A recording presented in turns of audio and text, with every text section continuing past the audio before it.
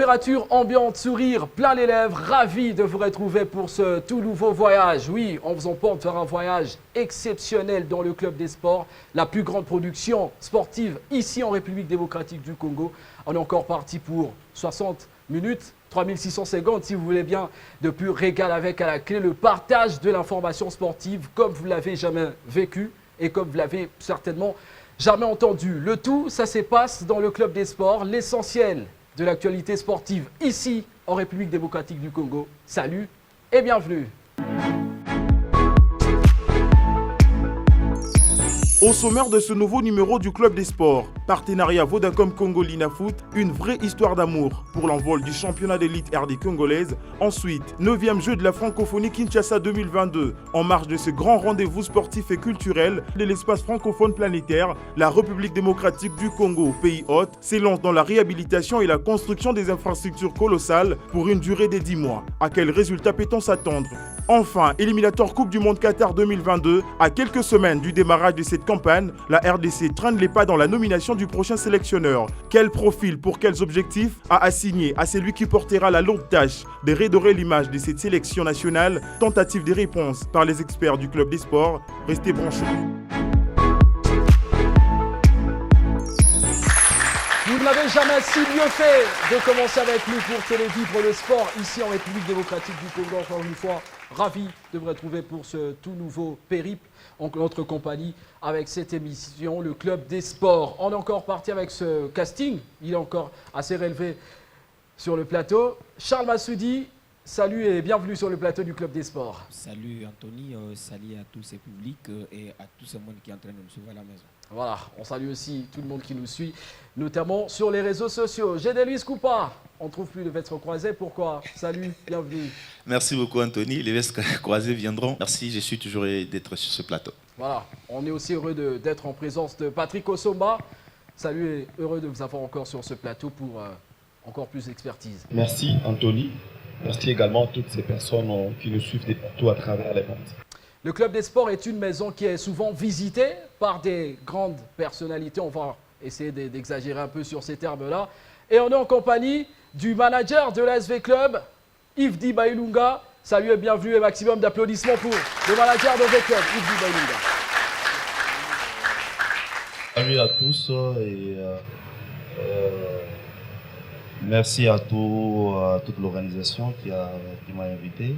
Merci à vous. Voilà, à chaud, comment vous vous sentez sur ce plateau? Quelles impressions elle vous donne, ce plateau? Je suis émerveillé de voir l'organisation, la place, le décor. Franchement, je suis fier de vous et on sent qu'en RDC, il y a du potentiel, il y a de l'innovation et on est en train de venir. Le potentiel dont parle Yves Dibailunga, c'est aussi ce public qui ne cesse de se garnir et qui ne cesse de nous apporter des bonnes choses. Salut et bienvenue à ce public également. Alors, on commence en beauté cette émission. On parle d'abord du partenariat entre la Vodacom, la société Vodacom et la Ligue nationale de football.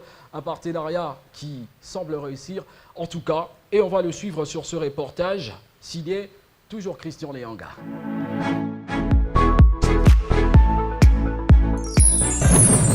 La date du 20 mars 2018 sera à jamais gravée dans les annales du football congolais en général et en particulier celle du championnat national de la RDC. Ce jour-là, l'entreprise de télécommunications Vodacom Congo et la Ligue nationale de football ont convolé en juste noces pour un avenir souhaité radieux pour le football congolais. Un mariage entre Vodacom Congo et la Ligue nationale de football a été scellé au Fleuve Congo Hotel en présence de représentants de deux parties ainsi que la presse sportive sous l'œil observateur de la Fédération congolaise de football association. Soucieux de faire de ce championnat un véritable spectacle en termes de qualité, de prestige et tout ce qui va avec, Vodacom Congo a profité de la 23e édition pour qu'ensemble avec les dirigeants du football congolais baptise ce championnat sous les noms de Vodacom Ligue 1. À tout seigneur, tout honneur, ces mariages s'est avéré au fil du temps une vraie histoire d'amour qui apporte jusqu'à ce jour des bons fruits en termes d'innovation. Et oui, sur son plan innovateur, l'on peut bien constater que la carence d'informations sur le championnat a plié bagage puisque Vodacom Congo a mis à la disposition des Congolais une application Vodacom Ligue 1 à télécharger sur toutes les plateformes, laquelle contient toutes les informations sur ce championnat en un simple clic. Plus loin, ce grand réseau du pays a offert la possibilité aux différents sportifs RD congolais de suivre les grandes affiches du championnat dans des fan zones à travers la capitale. Et surtout, pour une première en RDC, Vodacom Congo a organisé des cérémonies spéciales hautes en couleurs pour couronner les vainqueurs du championnat avec une coupe, des médailles, le prestige sous une incroyable passion et émotion.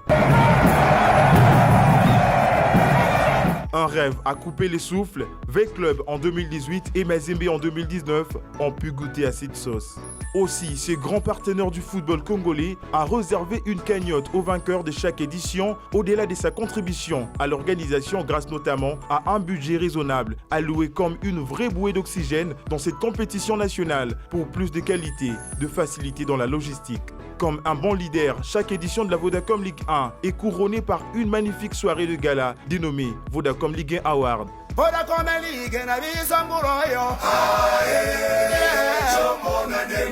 Cette soirée récompense les acteurs qui se sont distingués tout au long de la saison, tels que les meilleurs joueurs, les meilleurs gardiens, le meilleur défenseur, les meilleurs milieux de terrain, les meilleurs beaters, le meilleur coach, ainsi que la révélation de l'année, tout ça avec le trophée et enveloppe à l'appui. La Vodacom Ligue 1 Award a réuni plusieurs invités de marque à l'échelle nationale qu'internationale, à l'instar d'Emmanuel Eboué, Pascal Chimbonda, Chabani Nonda, Trésor Loaloa et même d'autres artistes et musiciens.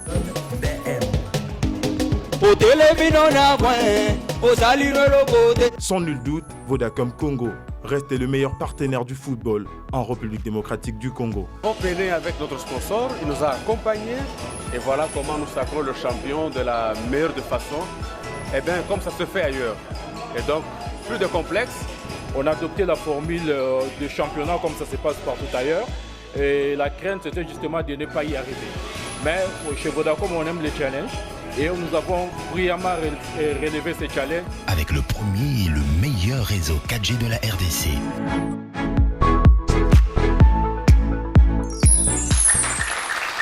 La Ligue nationale de football et Vodacom en train de se développer, en train d'avoir beaucoup de qualité. Alors, on parle de ce partenariat.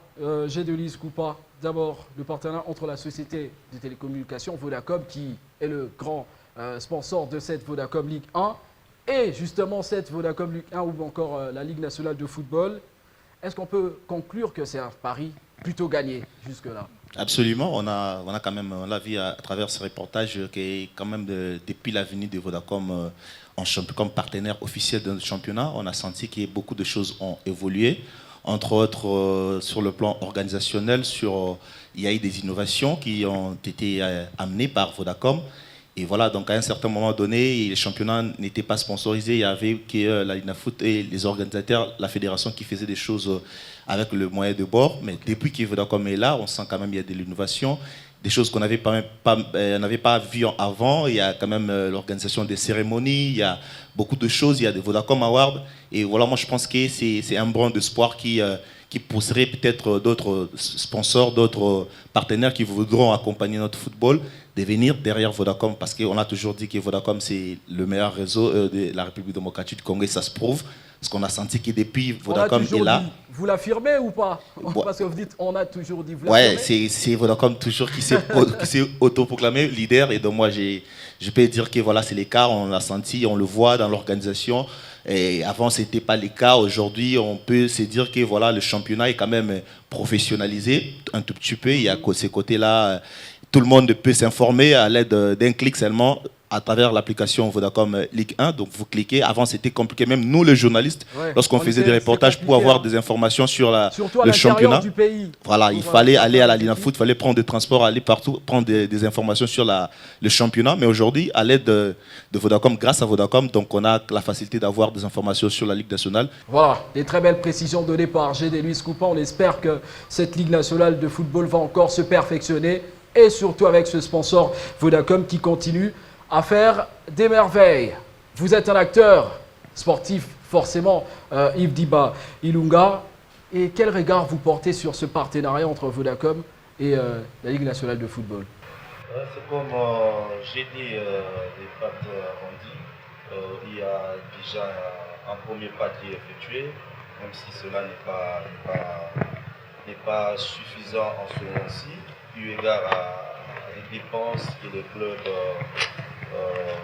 sont en train d'engager. Il suffit de comptabiliser le coût que les dirigeants déboursent au cours des mois. Ok. Pour ne serait-ce se limiter à ce niveau-là. Vous verrez que l'apport du sponsor n'est pas vraiment consistant. Mais c'est déjà un très bon début.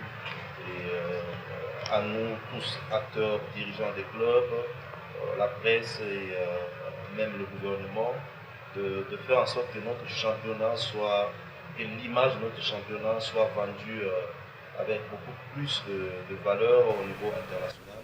Quand vous parlez des valeurs, c'est quoi en explicité? Il y a l'aspect organisationnel, okay, où le match ne devrait pas être reporté, où les calendriers doivent être connus d'avance, du début jusqu'à la fin. Sans avoir de match reporté ou encore de match avancé. En jeu, et c'est pas facile. Je n'accuse personne. Je sais que je me mets d'abord à la place de chaque dirigeant, que ce soit de la fédération ou même au niveau du gouvernement ou même de l'INAFoot. Tu ne peux pas mettre en place ton calendrier tant que les vols ne sont pas aussi rassurants. Voilà. Donc c'est un dilemme, c'est un très grand problème où tout le monde devra tirer dans la même direction, en fait, que notre championnat puisse atteindre le niveau qu'on espère. Voilà, nous sommes fans des chiffres, des nombres. Quel pourcentage vous pouvez donner déjà à ce partenariat jusque-là, en termes de pourcentage? En termes de pourcentage, c'est vrai que je peux donner 60%. 60%, pourquoi? Parce que c'est le début qui importe plus par rapport à la suite des événements et à la suite de l'apport de tout un chacun. Voilà, 60% c'est déjà un bon début parce que les débuts ont toujours été calamiteux, notamment pour certaines entreprises, notamment pour d'autres également. Mais avec Vodacom et cette Vodacom Ligue 1, le partenariat est assez réussi. Monsieur, vous savez quoi? On va marquer une petite pause quand même, parce qu'on a eu à parler de ce premier sujet. On a énormément de choses à dire autour du sport, pas que le football, comme je l'ai signalé en début de cette émission. Patrick Osomba, Gélius Coupa. On marque une petite pause, on regarde tout juste après.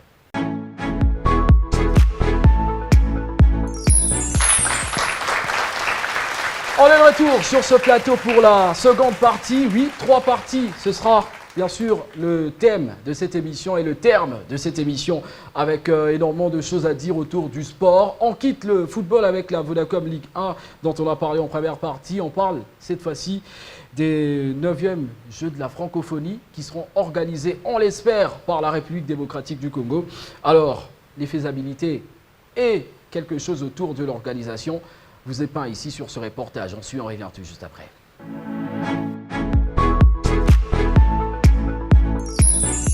Du 19 au 28 août 2022, la ville-province de Kinshasa, capitale de la République démocratique du Congo, va accueillir plus de 40 délégations des différents pays de l'espace francophone à l'occasion des 9e Jeux de la francophonie. En marge de ces grands rendez-vous sportifs et culturels de l'ensemble de la jeunesse de l'espace francophone planétaire, 2 sites ont été retenus par le comité d'organisation, notamment le stade Martyrs de la Pentecôte dont la réhabilitation est envisagée et le site en chantier du mythique stade Tata Raphaël de la Quétule où sera érigé une dizaine d'immeubles de 7 niveaux chacun, ainsi que quelques gymnases. Des travaux dont la durée d'exécution est estimée à 10 mois maximum, un bref deadline mettant en doute la finition des 10 travaux, quelques mois avant la date du démarrage de ces Jeux. Étant dans l'obligation de matérialiser la vision du président de la République, le haut représentant du chef de l'État, Didier Mbouyi Chiyoyo, accompagné des représentants du gouverneur de la ville de Kinshasa, s'était rendu sur les chantiers du site Tata Raphaël en vue de palper du doigt l'état d'avancement des travaux. Les travaux ont bien débuté, donc c'est une joie, pas pour moi, mais pour tout le peuple congolais, car la route vers les Jeux de la francophonie nous sommes dedans. On va terminer à temps. Nous sommes dans la continuité de la vision du chef de l'État. Des assurances fournies par l'architecte chargé de l'exécution de ces travaux, qui a en outre ajouté que 3 équipes composées de 70 ouvriers seront à pied d'œuvre pour l'érection de chaque bâtiment et travailleront 24 heures sur 24 dans l'optique de maximiser les temps et assurer la fin des travaux dans les délais impartis. Actuellement, l'exécutant est au niveau du creusage en profondeur, question de stabiliser les sols afin de poser les jalons et débuter avec la mise en place d'une fondation solide.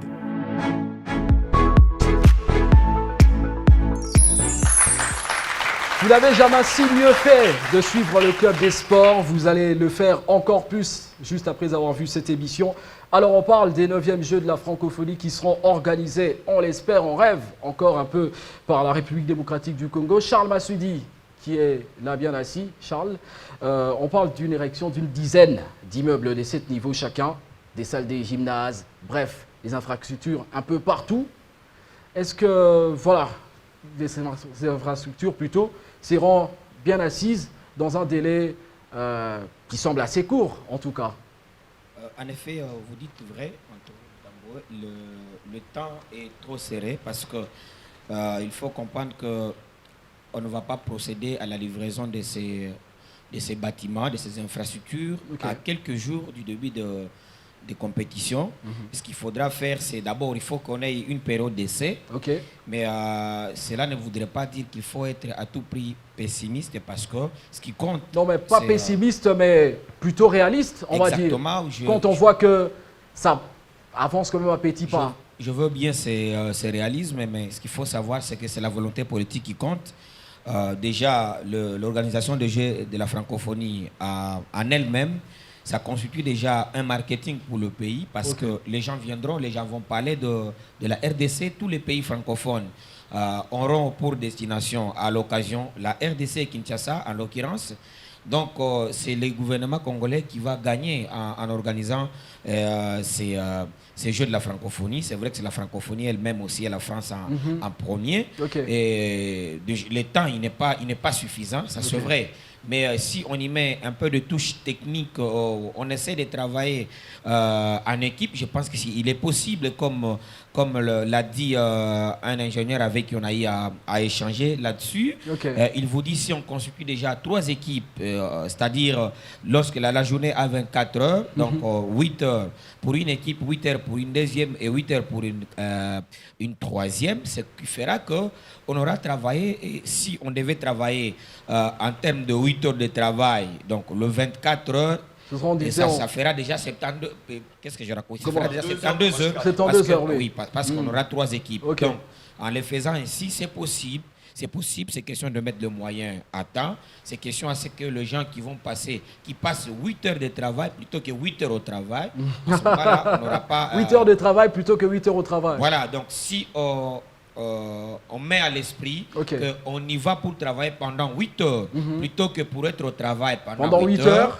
Et là, nous aurons ces infrastructures au moment voulu parce qu'en termes de temps, nous devons en principe livrer ces infrastructures 4 mois avant. Ce qui veut dire, déjà à partir du mois de février, il faudrait que ces infrastructures soient déjà prêtes pour accueillir cette compétition. Vous parlez de 4 mois, c'est...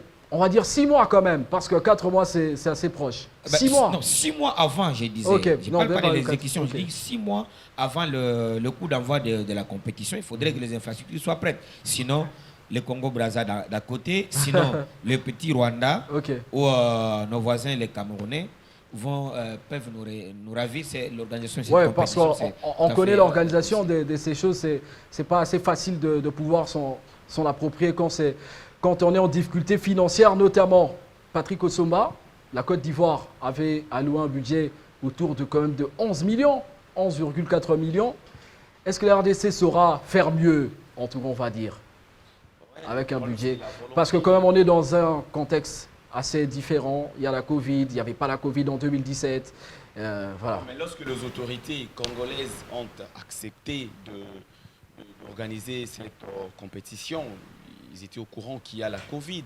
Et même si on va dire qu'ils avaient pris la décision bien avant l'avènement de coronavirus, mais après ils ont réitéré ils n'ont pas renoncé jusque-là, c'est-à-dire qu'ils se sont dit non, niet, on est capable, on va les faire. Tout à l'heure, Charles Massoudi parlait du volet infrastructure et tout, construction, machin. Voilà. Mais moi, je me dis, finalement, les immeubles qui seront construits, les RDC va construire justement ces immeubles pour permettre aux étrangers qui vont venir compétir au Congo de répartir avec des médailles. Oui. Parce que je vois, on parle des immeubles qui seront construits et tout, on ne parle pas des gens qui vont compétir pour les comptes de la République démocratique du Congo. Okay. Jusqu'à là, il n'y a pas des athlètes qui sont en train d'être se préparer quelque part pour justement affronter. Donc je me pose la question de savoir est-ce qu'on se prépare seulement pour organiser et mettre les gens qui vont venir dans des conditions qu'il faut afin qu'ils puissent glaner des médailles ici chez nous pour répartir avec, ou on organise aussi pour que nous-mêmes, les Congolais, qu'on puisse gagner, parce que jusque-là, ni le comité olympique, aucune fédération ne se prépare à ce sens-là. Je pense que le nouveau ministre Serge Condé va en tout cas rapidement s'imprégner de ces dossiers pour mettre une organisation en place. On ne doit pas seulement construire les immeubles ou encore les infrastructures pour cette compétition. Je pense qu'on doit également commencer, n'est-ce pas, à préparer les athlètes RD congolais qui vont représenter les pays dans cette compétition et pourquoi pas faire flotter les plus haut possible le drapeau congolais, parce que c'est l'RDC qui va quand même abriter cette compétition. Voilà, c'est l'RDC qui va abriter cette compétition très importante, en tout cas pour l'aspect sportif, mais aussi l'aspect culturel. On en parle quand même, Charles Massoudi. Avec la situation, on sait qu'ici on décaisse le fonds assez difficilement. Est-ce que ça ne va pas constituer une sorte de frein pour l'avancée des travaux? Je pense que de ce côté, il n'y a pas à pleurnicher, parce que déjà, la francophonie, c'est pas que la RDC, c'est pas que la RDC a beaucoup de partenaires. Déjà, dans le bruit du couloir, on a entendu parler de Canadiens qui se sont disposés parce que initialement, c'était eux qui devaient organiser la compétition. Exactement. Le Canada français, Québec, en tout cas. Donc, déjà, le Canada et la RDC ont de très bonnes relations diplomatiques.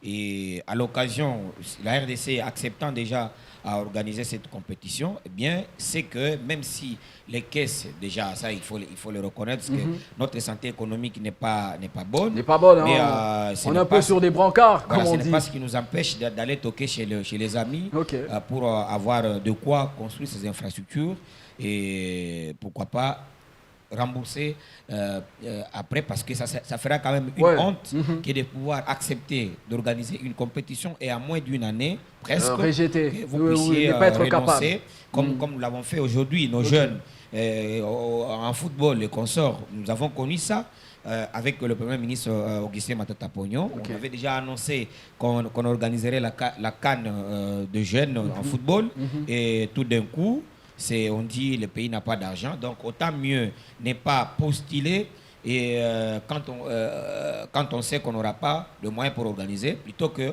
postuler et qu'on puisse par la suite parler du pays en mal. Donc je pense qu'à ce niveau-là, le gouvernant, ils seront tellement responsables qu'ils iront toquer à gauche et à droite pour avoir ces moyens, parce que la RDC n'a pas de raison à ne plus organiser cette compétition, même si les temps ne court pas à notre faveur, mais on espère bien qu'ils vont faire le temps, il est assez en arriver là. Je voulais juste, si vous le permettez, en 30 secondes. Peut-être l'inquiétude de Patrick, dire oui, la préparation, si c'est en termes de stage, jusque-là, rien n'est encore fait, en tout cas à ce niveau-là. Mais il y a une compétition, il y a certaines fédérations qui sont en train de s'apprêter pour déjà les Jeux Olympiques qui vont venir avant les Jeux de la francophonie. C'est déjà au mois de juillet à Tokyo.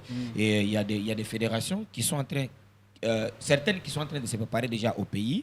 La boxe, c'est qui déjà part pour la préparation à l'extérieur du pays. Il y a l'athlétisme et aussi qui s'apprête déjà à quitter les pays pour préparer le jeu de la francophonie. Non, les Jeux olympiques d'abord. Oui, je partage son inquiétude. Okay. Il faudrait préparer les athlètes parce que ça ne sert à rien d'acquérir une compétition et sans laisser être aux capable autres parce que partir avec le dernièrement la RDC n'avait que 3 médailles, dont une seule en or, je pense, lors des derniers Jeux de la francophonie. Oui, avec Makorobondo en tout cas. Alors, Yves Dibailunga, vous êtes acteur sportif, un peu plus dans le football, mais on va quand même parler de tout ici sur ce plateau. Quelle proposition vous pouvez donner au gouvernement congolais pour essayer de s'améliorer, essayer de le faire assez rapidement pour être capable d'organiser une telle compétition ici dans ce pays? Bien sûr, ce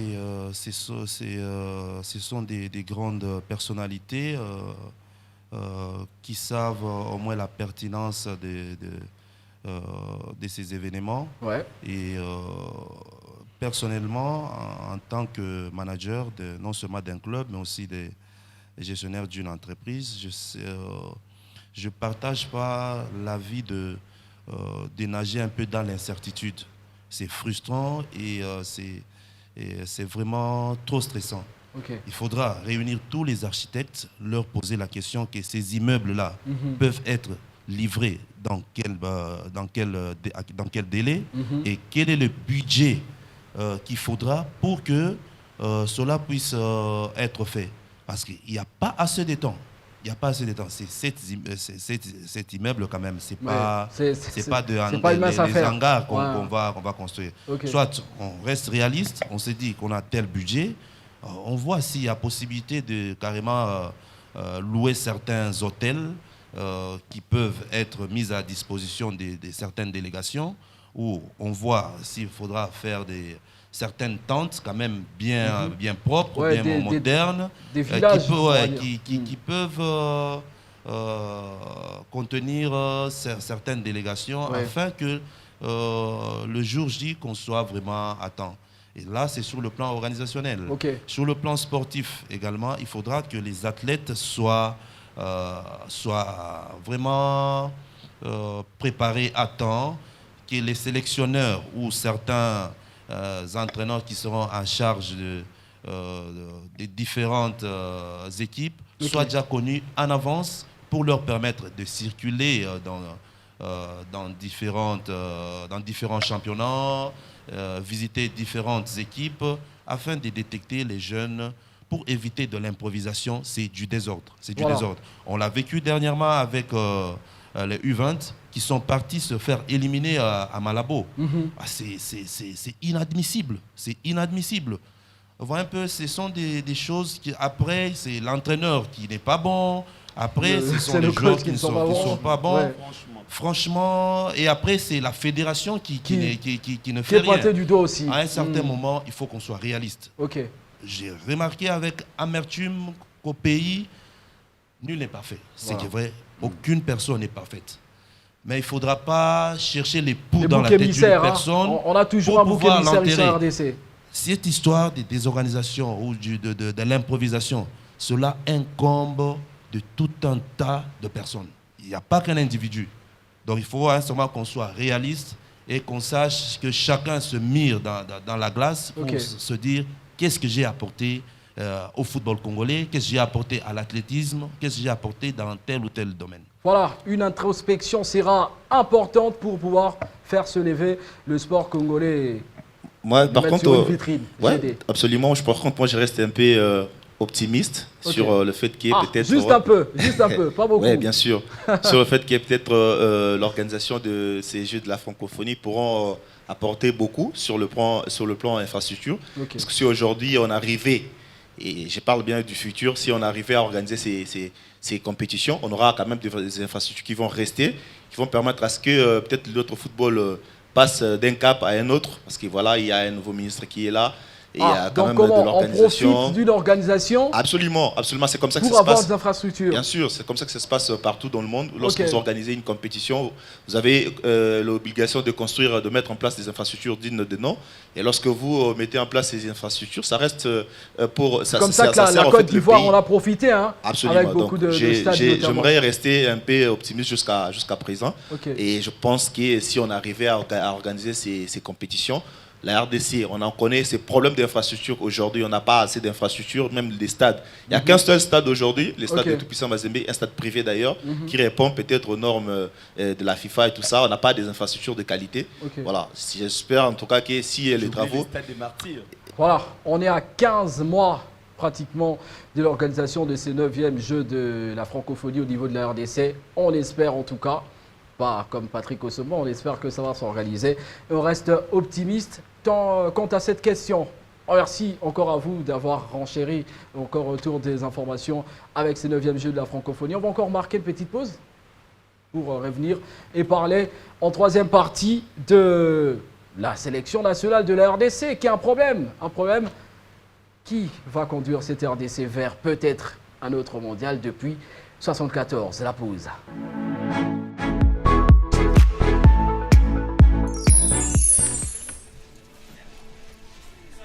Je me pose des questions. Alors tout plein de questions. Serait-il possible d'haïr moins et d'aimer plus?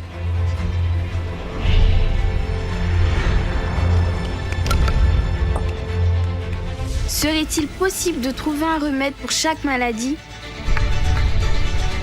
Serait-il possible de n'exclure personne? De battre les plus grands records? De changer nos habitudes pour protéger notre environnement? Serait-il possible de rouler plus vite sans polluer? D'aller encore plus loin que nous ne sommes arrivés? Oui, ensemble, c'est possible. Avec la technologie, ensemble, tout devient possible. Vodacom.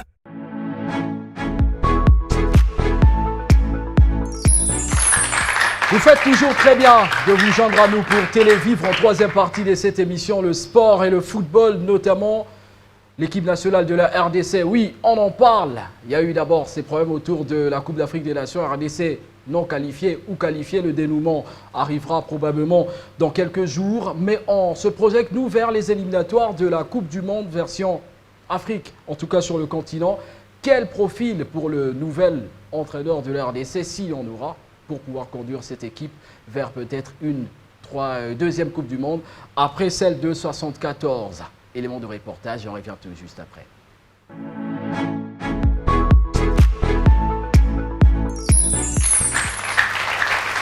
Le mois de juin sera un mois fatidique pour les équipes nationales africaines parce qu'elles vont, bon, pas qu'africaines, mais mondiales, parce qu'elles vont jouer aussi les éliminatoires. Mais d'abord au niveau africain, pour la Coupe du Monde Qatar 2022. On espère déjà qu'elle va se jouer en 2022, cette Coupe du Monde.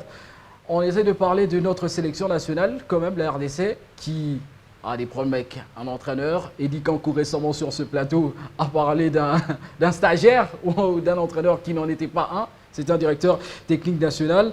Eh bien, qu'elle doit faire la FECOFA? Parce que c'est l'organe quand même qui se gère de la technique pour essayer d'accélérer à ce niveau-là.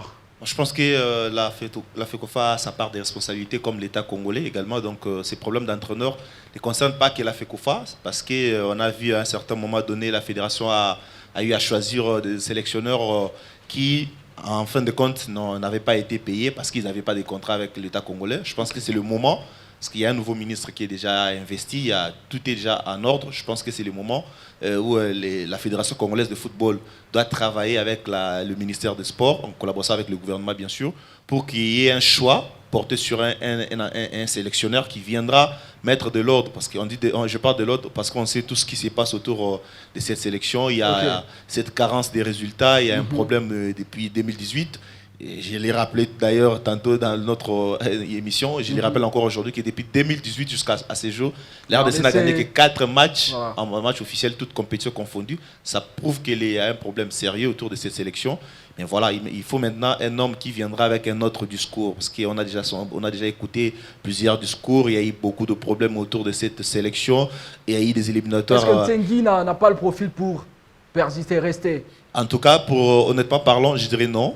Puisque c'est pas parce qu'il n'est pas compétent, non, parce que c'est un entraîneur, il est toujours compétent, mais en rapport avec ce qui s'est passé aux éliminatoires de la CAN, tout ce qu'il y a, son résultat, tout ce qu'il a proposé comme résultat, parce que le football c'est comme ça, lorsque vous gagnez, vous êtes le meilleur, lorsque vous perdez, vous êtes un loser, c'est toujours le cas, mais je pense que Ntsengi n'est pas l'homme de la situation, parce qu'il a déjà fait son temps, il a apporté quelque chose qu'il voulait apporter, et c'est déjà passé. Florent Ibenge également a fait son temps. Pour le moment, je pense qu'il faut un homme qui viendra avec un autre discours, ces nouveaux visages qui apporteraient peut-être un brin d'espoir, pour ces nouveaux visages qui amèneraient peut-être des nouvelles méthodes autour de cette sélection nationale qui fera en sorte que les professionnels et les joueurs qui évoluent au pays s'assoient autour d'une même table et qui ait un discours, un message clé, un message net qui va conduire la sélection de la RDC, en tout cas à ces éliminatoires, parce qu'il faut se le dire qu'il y a quelques semaines déjà, on doit jouer le premier match des éliminatoires de la Coupe du Monde, d'où il faut gagner. Cette victoire-là va permettre à la RDC peut-être de décoller et de démarrer sur de bonnes bases. Voilà, la RDC qui se doit quand même de nous faire rêver un peu mieux que par rapport aux éliminatoires de la Coupe d'Afrique des Nations où la RDC est encore en ballottage défavorable, on va le dire. Alors Yves Diba, on parle quand même de cette sélection nationale. Beaucoup de langues parlent souvent des entraîneurs expatriés, notamment des Européens ou des Blancs qui doivent être à la tête de cette sélection. Quel profil vous aimeriez avoir à la tête de notre équipe nationale? Merci d'abord pour cette question et d'ailleurs vous voyez que j'ai retrouvé mon sourire. Parce que vous l'avez perdu? Oh, ouais. J'étais un peu sérieux au début parce que c'est une affaire qui vous tient à cœur. Qui me tient à cœur et qui a du mal à être bien comprise par beaucoup de sportifs congolais parce qu'il y a beaucoup de spéculations, il y a beaucoup de discours mais qui ne tiennent pas compte de la réalité. En fait, la plupart des discours sont juste à titre un peu dénigrant, à titre un peu de règlement de compte. Or, il faudra vraiment être réaliste. Voici un peu ma petite réflexion. Donc, au départ, j'aimerais d'abord m'approprier une assertion du président Constant qui disait que le développement de notre football dépassait les compétences à notre fédération à elle seule. Ok. Donc que notre football se développe, la fédération est à son la fédération à elle seule ne peut pas apporter du résultat à l'équipe nationale. Okay. D'où il faudra, comme je pense GD ou Pat a dit, il faudra que la Fédé et le ministère de sport s'associent afin de mener une symbiose d'amener vraiment de trouver des bonnes solutions. D'abord par rapport au choix de l'entraîneur, parce que le salaire de l'entraîneur ne doit pas être payé par la fédération. C'est l'État, je pense, qui a toujours pris cela en charge. Voilà un peu ma première intervention. Et la deuxième concerne le profil idéal pour l'équipe nationale. Il faudra d'abord un entraîneur de caractère et autour duquel devra graviter une belle organisation par rapport aux stages, par rapport aux internements. Voilà un peu. Pourquoi un entraîneur de rigueur? Parce que c'est qu'on a des bébés qui viennent de l'Europe, entre guillemets, je sais pas, des bébés qui viennent de l'Europe. Des gros bébés même. Là, ça ne va pas, il y a ceci, ça ne va pas, et qu'on sort. Au départ, il faudra leur dire que même la plus belle femme du monde ne peut que donner ce qu'elle a. Donc, ils doivent savoir que quand ils viennent, la RDC, d'abord, c'est d'abord une affaire de fierté. Est-ce que vous pensez qu'un Européen sera capable d'imposer ça à ces gros bébés-là? Ils doivent savoir que la RDC, elle est ce qu'elle est, elle a ses qualités, elle a ses défauts. Mais au moins, je dis qu'ils doivent savoir ne pas toujours... Non, il n'y a pas de sel, ceci, la serviette manque. Ils doivent savoir d'abord se donner à fond. Et au retour, qui est le team manager, l'intendance, l'aspect organisationnel, fasse en sorte que le projet de l'entraîneur puisse tenir. On peut beau amener Mourinho aujourd'hui, comme étant entraîneur de la RDC. Si, par exemple, les billets ne sont pas envoyés à temps, les joueurs arrivent en retard, les joueurs vont se lamenter. Voilà. Et quand les joueurs se lamentent, ça affecte leur morale. Et entre guillemets, c'est une raison qui pourront avancer en cas de contre-performance. Donc, vous voyez un peu, il y a beaucoup de choses qui devront être mises en place afin que l'entraîneur qu'on va ramener puisse donner du résultat. Voilà, on espère que déjà on aura un entraîneur. Charles Massoudi, Hugo Bross, on en parle beaucoup. Il est proche. Patrick Neveu, l'entraîneur, le sélectionneur du Gabon, on en parle aussi au niveau de la RDC. Qui pour vous aurait ce profil-là de pouvoir conduire les Léopards faire d'abord ce premier tour des éliminatoires, parce que ce sont des éliminatoires qui seront divisés en deux.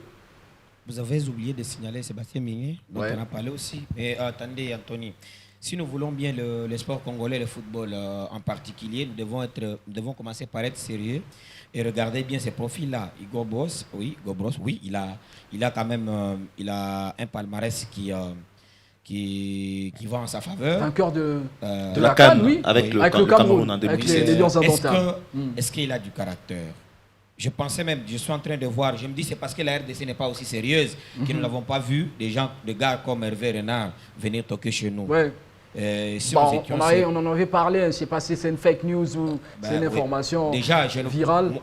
En voyant ce monsieur avec le caractère qui est le sien, venir en RDC où il a vu déjà son mentor Claude Leroy en train de pleurnicher pour avoir même une logis à Kinshasa. C'était l'ancien président qui devait s'occuper de son salaire de façon particulière.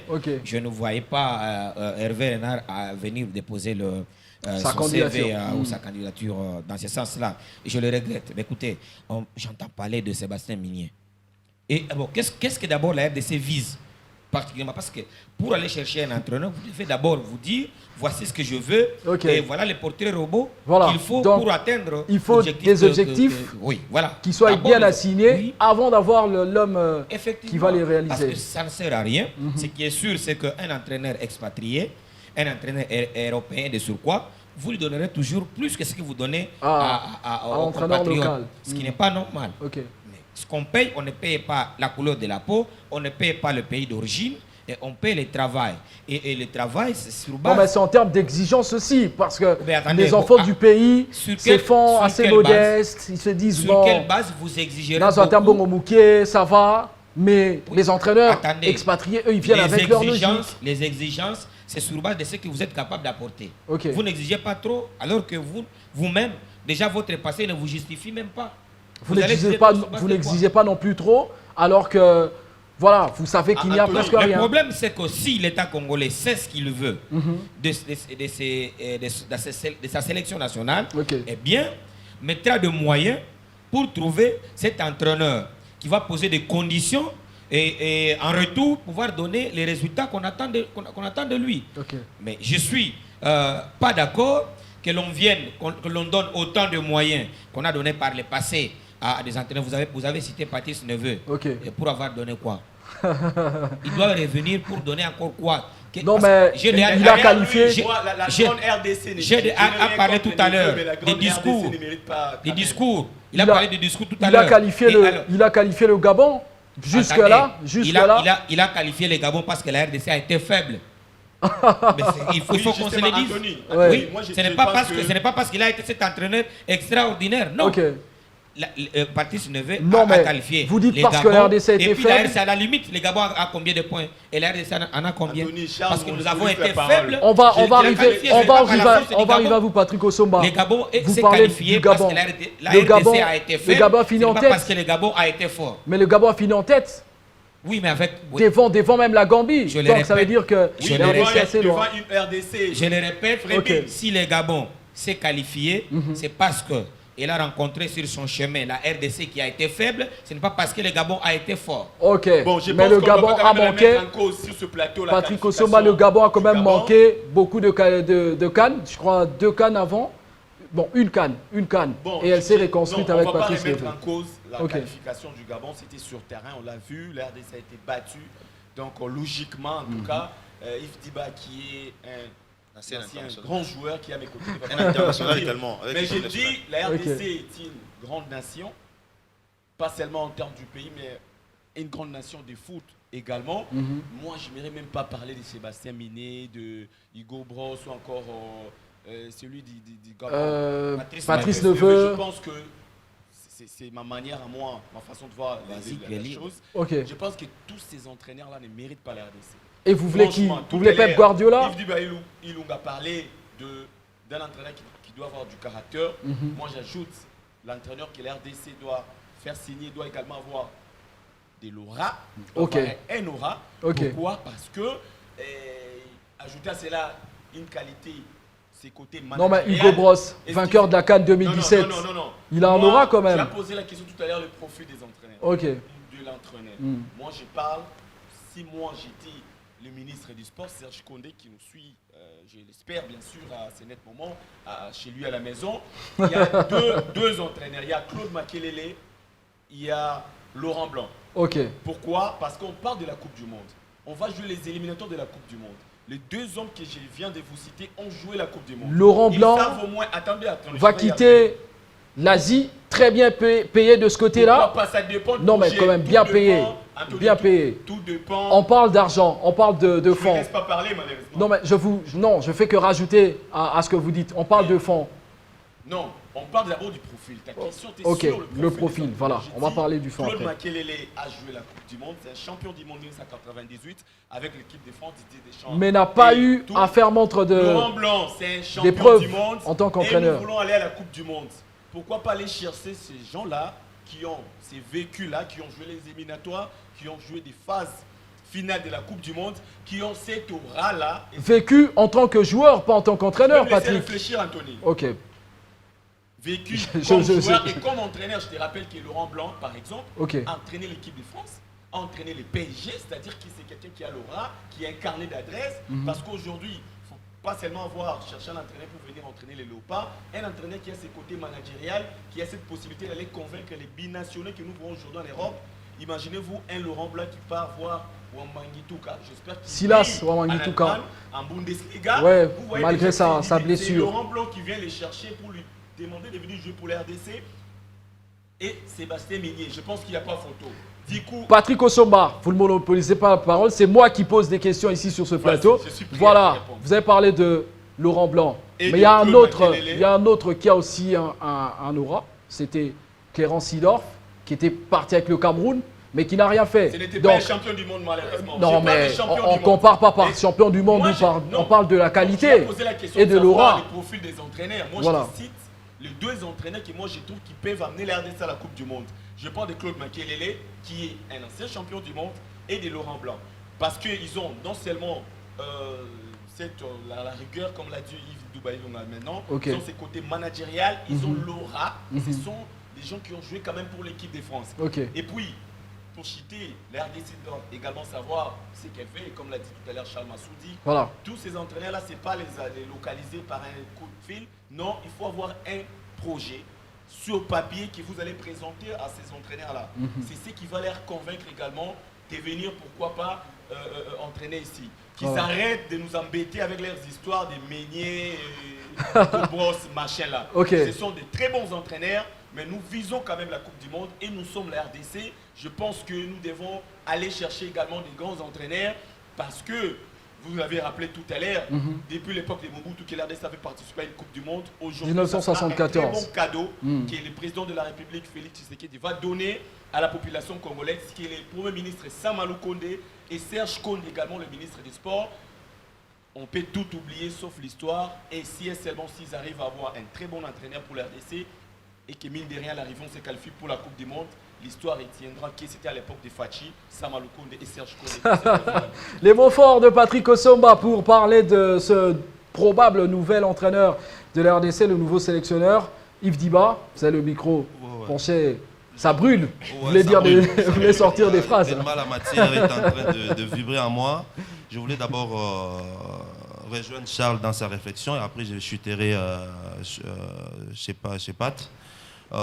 Charles tout à l'heure a tenté de de dire que le Patrice Neveu a été avec la RDC et n'a rien fait. Certes, je me rappelle, j'étais d'ailleurs sous ses ordres dans ce moment-là. On a joué contre le Qatar en France, c'était avec Patrice Neveu. Mais il suffit de regarder ce que ce papa vient de faire avec le Gabon. Voilà. C'est vrai que dans nos analyses, à un certain moment, nous sommes un peu superficiels, mais on ne rentre pas un peu dans les détails. Un grand entraîneur, on le voit par d'abord son charisme, sa capacité à mener des troupes, quel que soit le statut que peut avoir un joueur. Tu viens de Manchester ou d'Arsenal, mais si tu es en retard, tu ne joues pas. Okay. Et si sur le terrain tu marches, tu ne joues pas. Mais j'ai énormément du respect envers Patrice Neveu. D'abord, pourquoi? Il suffit d'analyser notre match sur le plan technique. Ce n'est pas d'abord sur le plan sur d'autres aspects ou par rapport à son profil. Regarde, il suffit de voir, je pense, le deuxième but. Le Gabon nous marque en premier mi-temps. Le Gabon nous mettait un peu la pression. Et en deuxième mi-temps, vous allez voir que le Gabon s'est retiré. Il nous a laissé, il nous a aspiré. Et le deuxième but, c'est sur le contre-attaque. Et ça n'a pas été fait par hasard. C'est un plan de jeu spécifique que l'entraîneur a mis en place. Il a su que la RDC va vouloir égaliser. Il s'est retiré, il a aspiré la RDC. Et puis il a projeté avec des voyez joueurs le deuxième rapides, but. Je peux dire c'est un but qui a été préparé et c'est là qu'on reconnaît les vrais techniciens, les vrais entraîneurs. Voilà. Et bien sûr, il a aussi un effectif riche. Regardez un peu sur le plan, la valeur, la RDC et le Gabon, sans discrimination aucune. Le Gabon, c'est 2 fois plus la RDC. Hein. Surtout en attaque. 2 fois plus la RDC. Surtout en attaque. Toute l'équipe. En défense, on a quand même Bakambu, même s'il n'était pas là. Bien sûr, Bakambu, c'est un individu. Regardez le Gabon. Ils ont Ekwele Manga en défense. Ils ont le petit Mario Lemina. Lemina, c'est la Juventus de Turin. Voilà. C'est une équipe complète. En RDC, certes, on a quand même des joueurs, mais on n'a pas encore un groupe homogène qui peut aller titiller des grandes nations.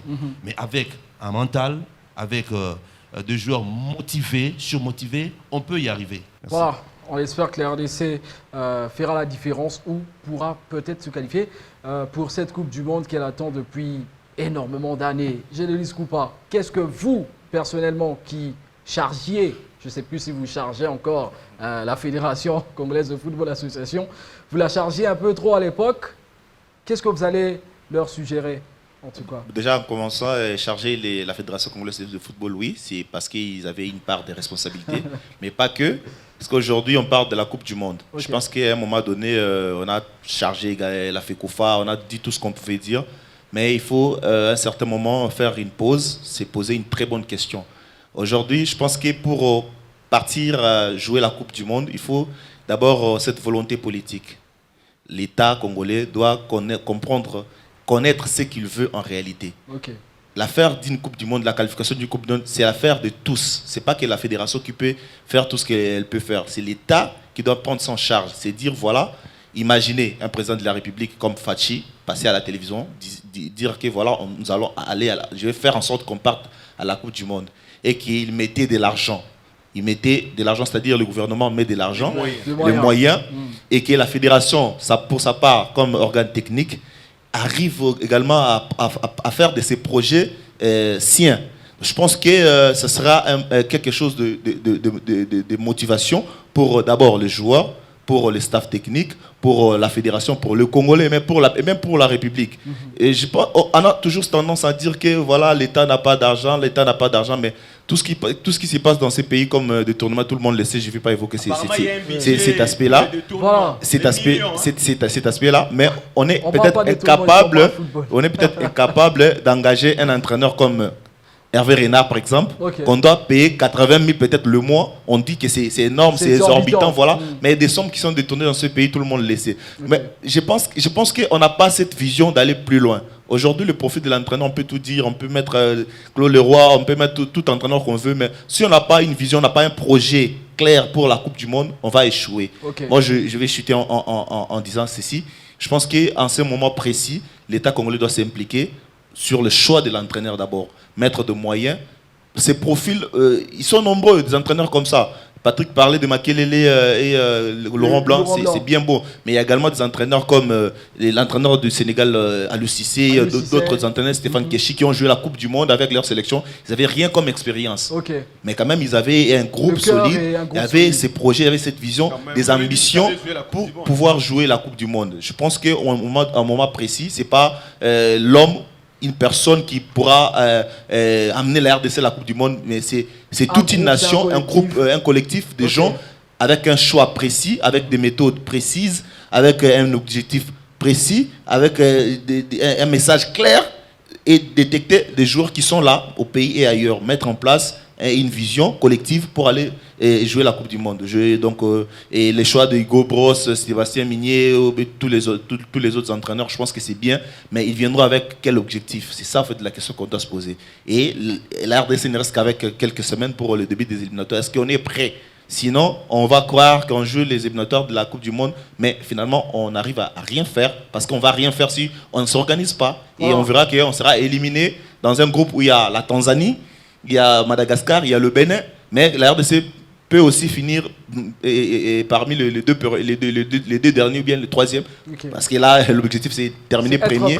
Donc voilà, c'est pas impossible, mais c'est possible. En tout cas, je pense que si on fait avec de bons choix, on pourra aller à la Coupe du Monde. Le problème des choix, le problème de précision, parce que vous avez rimé avec des précis. Le problème de précision sera aussi important. Charles Massoudi, pour clore avec vous. Oui, exactement.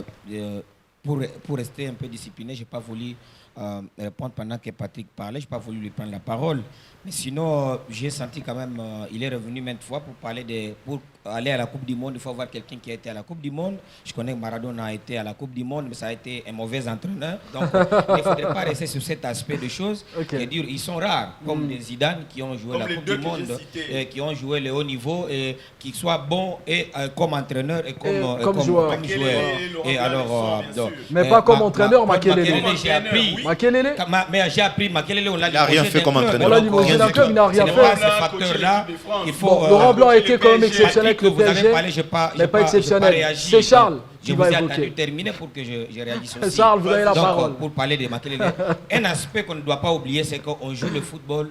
Et le style africain, le style européen, c'est tout à fait différent. Donc, cet aspect de choses aussi, il faut qu'on le mette en exergue quand on est en train de chercher un entraîneur. Oui, c'est vrai. Moi, personnellement, je répondis à votre question parce que la thématique, elle est tournée autour de la participation à la Coupe du Monde. Mais sinon, en suivant le diagnostic de notre football qui a été fait par le président de la FECOFA, pendant qu'il parlait de changement et même il parlait de joueurs. Et tout à l'heure, le manager Yves Diba vient de souligner ici la qualité de nos joueurs. À comparer à celle de joueurs du Gabon, eh bien, ils sont 2 fois plus supérieurs à nous.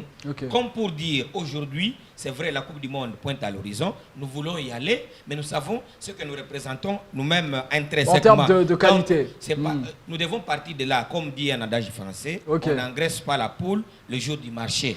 Je reviens à vous pour un dernier mot de cette émission. Vous avez une fondation, Yves Diba. Oui, voilà.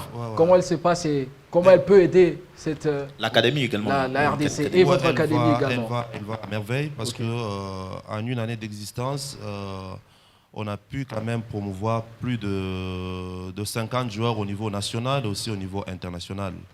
Avant-hier plutôt, lors du match d'SMP contre Blessing, j'ai compté 8 joueurs sur terrain de la fondation. Donc c'est vraiment une satisfaction pour notre petite organisation qui se dit qu'il fallait participer un peu aux échanges entre clubs ici sur place, tout en détectant les joueurs, en les mettant sous un régime, d'abord pour des jeunes qui posaient des problèmes sur le plan nutritif. Et il fallait aussi perfectionner certaines lacunes dont faisaient preuve certains joueurs, afin qu'au moment des transferts, ça veut dire vers juillet, août, à chaque demande des clubs, on leur propose des joueurs qui sont quand même aptes et aguerris.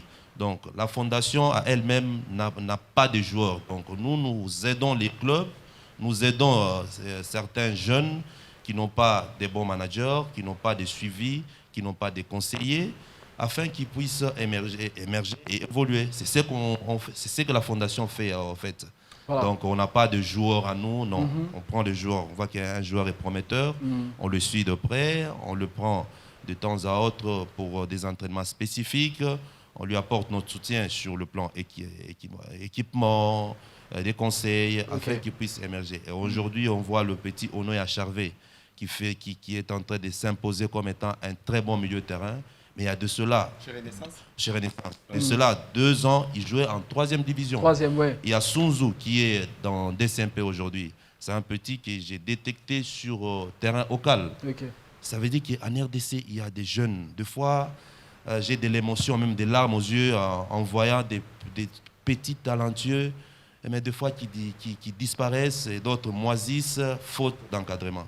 Donc il faudra vraiment, avec la main sur mon cœur, que nos dirigeants essayent de prendre en considération cet aspect-là pour sauver non seulement des vies, mais aussi notre football qui est en train de régresser. Parce que beaucoup de nations aujourd'hui sont en train de prendre leur envol. Et il n'y a que nous qui stagnons.